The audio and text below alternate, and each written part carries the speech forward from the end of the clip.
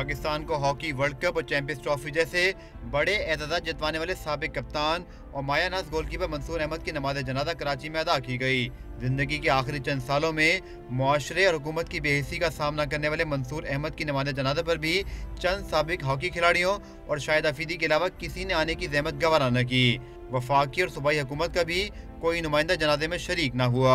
Olympian Islahuddin, Shahid Afridi और MQ Pakistan के रहनुमा आमिर खान ने मंसूर अहमद को अजीम खिलाड़ी करार दिया और कहा कि मंसूर अहमद जिस सताइश और इज्जत के मुस्तहिक थे उससे महरूम रहे।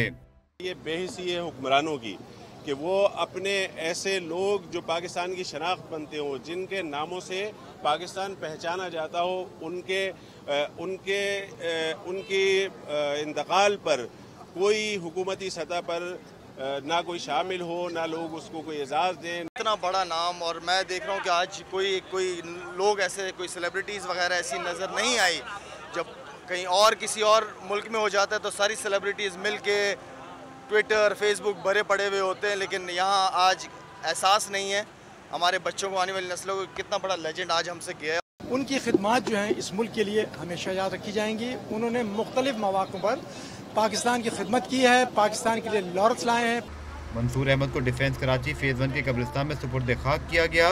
कैमरामैन फ़कीरा BK के साथ अब्दुल गफ्फार, डॉन न्यूज़, कराची।